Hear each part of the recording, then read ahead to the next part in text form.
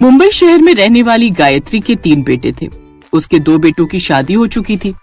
घर में 2-2 बहुएं आने से अब गायत्री को आराम करना चाहिए था। उसे घर के कामकाज से छुट्टी ले लेनी चाहिए थी, लेकिन गायत्री ऐसी नहीं थी। वो तो आज भी दोनों बहुओं से ज्यादा ही काम करती थी। एक रोज, लीजिए जी चाय पी लीजिए। अरे अपने बेटों को भी कभी सुबह सुबह उठा लिया कर। अरे मैंने आज तक अपनी दोनों बहुओं से कुछ कहा नहीं, तो बेटों को क्या ही कहूँगी। खेलने कूदने की उम्र है बच्चों की, चैन की नींद सोने दो अभी, और अब ज्यादा बहस मत करो। चलो जल्दी से चाय पीने। तभी उसके दोनों बेटे भी हॉल में आ जाते हैं। गायत्री उन्हें भी चाय देती है। वो चारों चाय पी ही रहे होते हैं कि तभी गायत्री की दोनों बहुएं सुमन और पायल भी अपने कमरे से बाहर आती हैं। ये देखो, हमारे पतियों को हमसे पहले ही निकल कर बाहर आ गए। ये नहीं कि हमारे उठने का इंतजार कर लेते। और क्या, अब सबको यही लगेगा कि घर की बहुएं हैं और सबसे आखिर में यही उठ रही हैं। दोनों चुपके से रसोई में जाती हैं और फिर सास की बनाकर रखी हुई चाय पीने लगती हैं।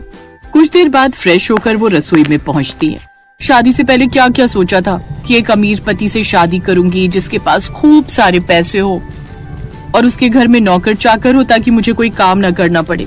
सच कहती है तू, रोज की ये 2-2 सब्जियां बना करना मैं भी थक गई हूँ। लेकिन अब बस, अब हम भी थोड़ा आराम लेंगे। अब जिस परिवार में नाश्ते में 2-2 सब्जियां बनती थी, वहाँ अब एक ही सब्जी बनती है। अरे ये क्या, आज एक ही सब्जी? अब हाँ, वो क्या है ना, आज हम दोनों की तबीयत कुछ ठीक नहीं थी। ओह अच्छा, कोई बात नहीं। अगर तबीयत ठीक नहीं थी तो पहले कह देती, हम बाहर से खाना मंगवा लेते। अरे लेकिन माँ जी और बाबूजी बाहर का खाते नहीं है ना। चूल्हा तो हमें फिर भी जलाना ही था। हमें क्या, हमें तो काम करना ही है। इस तरह से अब दोनों बहुएं काम से बचने का तरीका ढूंढने लगती हैं। उधर बेचारी गायत्री कपड़े धोकर बाल्टी में रख देती है और अपनी बड़ी बहू सुमन से कहती है, बड़ी बहू कपड़े धोकर रख दिए हैं, जा इन्हें जाकर छत पर सुखा। वो क्या है ना, मेरे बस की नहीं है बाल्टी ऊपर तक लेकर जाना। सुबह का पूरा नाश्ता मैंने ही बनाया माँ जी, कुछ काम तो आप अपनी मछली बहू पर भी डालिए। तभी पायल वहाँ आती है और आंख मारते हुए कहती है, हाँ हाँ, सारा काम तो जेठानी जी ही करती है ना, मैं तो कुछ करती ही नहीं। अब जब कुछ काम न करने का स्टैंप लग ही गया है तो अब कोई एक तिनका भी उठाने को बोल दे मुझे। हाँ तो मैं भी कोई काम वाली बाई नहीं हूँ, मैं भी बहू हूँ इस घर की। दोनों देवरानी जेठानी आपस में लड़ने लगती हैं, जिससे दुखी होकर आखिर में गायत्री खुद ही वो बाल्टी उठाकर कपड़े डालने छत पर चली जाती है। फिर दोनों देवरानी जेठानी ताली मारते हुए एक दूसरे से कहती हैं, वाह मान गए, वाह मान गए आपको भाभी, क्या आइडिया ढूंढा है आपने। अब तो इस तरह हम हर काम के लिए लड़ा करेंगे ताकि फिर हमें कुछ भी न करना पड़े। इस तरह वो दोनों काम से बचने के लिए आए दिन लड़ती रहती और फिर थक हार कर काम गायत्री को ही करना पड़ता। लेकिन कहते हैं ना, खाली दिमाग शैतान का घर। ऐसा ही अब उन दोनों के साथ भी होने लगा। वो दोनों दिन भर मोबाइल चलाती रहती और सोशल मीडिया पर लोगों की पोस्ट देखकर जलती रहती। ये देखो, कोई सिंगापुर जा रहा है, कोई मनाली, और एक हमें जो पास वाले ढाबे से रोटी खाकर आ जाते हैं। ओ पायल, अब जिसकी जितनी चादर होगी वो उतने ही पैर फैलाएगा ना। हाँ, जिसकी जितनी औकात होगी वो तो यही सब बोलेगा। बिल्कुल ठीक कहा तुमने। हमारी अब ऐसी किस्मत कहाँ कि कहीं बाहर की ट्रिप कर सके। ये कहकर दोनों अपने कमरे में चली जाती हैं। एक रोज गायत्री अपनी बहुओं के कमरे में जाती है, जहाँ वो देखती है कि हर तरफ गंदगी ही गंदगी होती है। छी छी छी, ये तुमने अपने कमरे का क्या हाल कर रखा है। अरे और काम नहीं होते तो कम से कम अपना कमरा ही साफ रखो। ये कपड़े बिस्तर पर फैलाए हुए हैं और ये पर्दे देखो कितने गंदे हो रहे हैं। ओफो माँ जी, लाइफ एक बार मिलती है, फिर हम उसे इन घर के कामों में क्यों खर्च करें।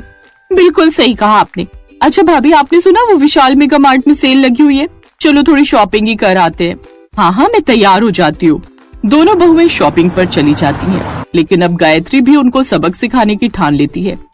इसलिए वो जल्द ही अपने तीसरे बेटे अर्जुन की शादी तय कर देती है और अपनी तीसरी बहू घर में ले आती है। गृह प्रवेश के वक्त गायत्री हाथों में प्लेट लेकर खड़ी थी कि तभी बाहर गाड़ी आकर रुकती है। उसमें से अर्जुन के साथ प्रिया बाहर आती है, जिसे देख गायत्री मुस्कुराते हुए कहती है, लो आ गई मेरी तीसरी बहू। गायत्री उसका गृह प्रवेश करवाती है। फिर अगले दिन सुबह जल्दी उठकर प्रिया बाहर आती है तो गायत्री घर की चाबियां आते ही प्रिया को दे देती है। अब इस घर को तू अपने तरीके से चला, क्योंकि इस घर की बड़ी बहुओं को तो कोई चिंता है नहीं। ये रख चाबियां। माँ जी, ये अब कुछ ज्यादा नहीं हो रहा? इस घर की चाबियां आते ही आपने तीसरी बहू को दे दी। हाँ तो अब तुम दोनों को फर्क नहीं पड़ता ना इस घर की जिम्मेदारियों से, तो अब मैं इसे ही कहूंगी। आप चिंता मत कीजिए माँ जी, मैं अब अच्छे से इस घर की सारी जिम्मेदारियां संभालूंगी। अब प्रिया उन सब के साथ वैसे ही करने लगती है। वो सुबह जल्दी उठकर घर के काम निपटा देती और अपने सास ससुर की खूब सेवा करती, जिससे गायत्री भी जानबूझकर कुछ भी तोहफा होता तो अपनी छोटी बहू को ही देती और सब जगह उसकी ही अच्छाई करती।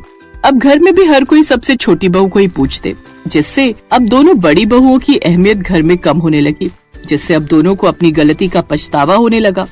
अब वो दोनों भी सुबह जल्दी उठकर घर के हर काम बराबर करने लगी, साथ ही सबके साथ प्यार से रहने लगी। ये देख अब गायत्री को भी अच्छा लगा। अब वो सब एक साथ खुशी खुशी रहने लगे।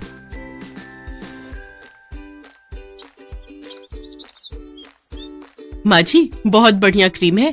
आप एक बार लगाओगी तो आपके चेहरे की सारी झुर्रियां कुछ ही दिनों में गायब हो जाएंगी। अच्छा, फिर तो एक नहीं 2 क्रीम दे दे। वैसे कितने पैसे हुए? माँ जी, मात्र 315 रुपए। ये दोनों एंटी एजिंग क्रीम है। अच्छा रुको, मैं देती हूँ। अरे, मेरे बटुए में सिर्फ 300 रुपए ही हैं। अब क्या करूँ? मेरा घर बस थोड़ी दूर ही है। मैं फिर क्रीम बाद में ले जाऊंगी। अभी तो मुझे बाकी का सामान दे दो। 1 सेकेंड, ये लो 15 रुपए। पर बेटी, मैं तो तुम्हें जानती भी नहीं हूँ और तुम मुझे बिना जाने पैसे दे रही हो। अभी जान लीजिए आंटी जी, वैसे मेरा नाम स्वीटी है। टेंशन मत लीजिए। वो तो मैं आपको देख रही थी कि आपको क्रीम पसंद आई है, इसलिए सिर्फ 15 रुपए की तो बात है। आप मुझे बाद में दे दीजिएगा। जीती रहो बेटी। वैसे तुम कहाँ रहती हो? तुमसे फिर मुलाकात करनी हो तो कैसे करूँ? तुम्हारे पैसे भी तो देने हैं। रुकिए आंटी जी, मैं आपको अपना फोन नंबर देती हूँ। आप मुझे फोन पर अपना घर का एड्रेस दे दीजिएगा, मैं आ जाऊंगी। इसी बहाने आपसे मिलना भी हो जाएगा। हाँ, ये ठीक रहेगा। लिख लो तुम मेरा नंबर। सुमित्रा पास में ही एक मोहल्ले में अपने बेटा और बहू वर्षा के साथ रहती है। सुमित्रा की बहू वर्षा एक गरीब घर से आई है, इसलिए सुमित्रा अपनी बहू वर्षा को पसंद नहीं करती।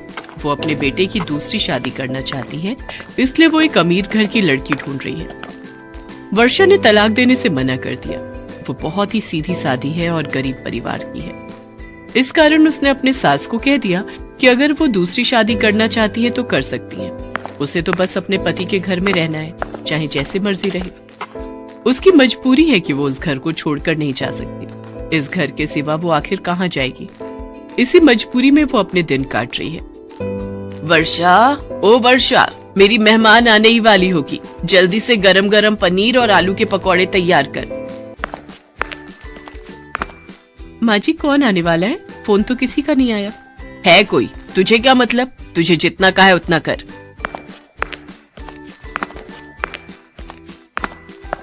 रवि बेटा, थोड़ा देर से ऑफिस चले जाना, मुझे तुम्हें किसी से मिलवाना है। मुझे पता है माँ, तुम फिर से शुरू हो रही हो। कोई ना कोई लड़की ही होगी। मैंने तुम्हें कितनी बार मना करा है कि मुझे दूसरी शादी नहीं करनी है। तू पहले ही अशुभ बातें निकाल दे अपने मुंह से। अगर तूने दूसरी शादी के लिए मना किया ना तो मैं अपनी जान दे दूंगी। तू अपनी माँ को चाहता है या नहीं? अभी सुमित्रा बात कर ही रही थी कि तभी स्वीटी आ जाती है। नमस्ते आंटी जी, कैसे हैं आप? अरे आओ आओ बेटी, घर ढूंढने में कोई परेशानी तो नहीं हुई ना?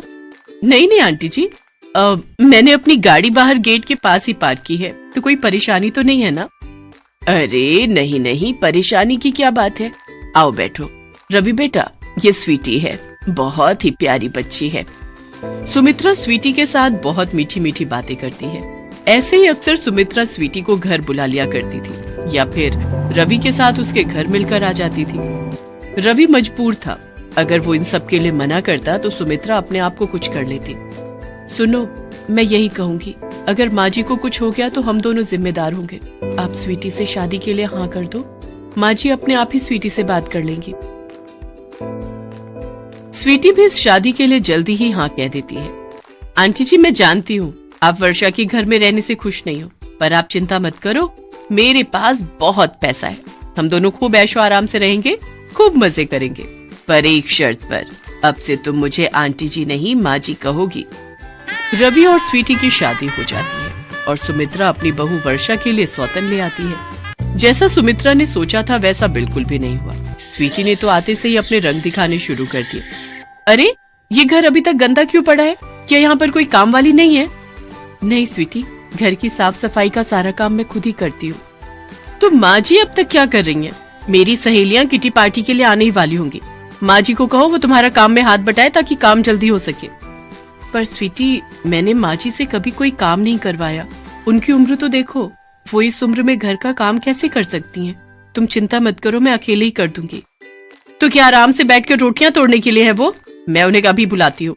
माँ जी, ओ माँ जी। क्या हुआ स्वीटी बहू, तुमने मुझे आवाज लगाई? इस वर्षा ने तुम्हें कुछ कहा तो नहीं? किसकी मजाल है जो मुझे कुछ कह जाए? मैं तो आपको बुला रही थी।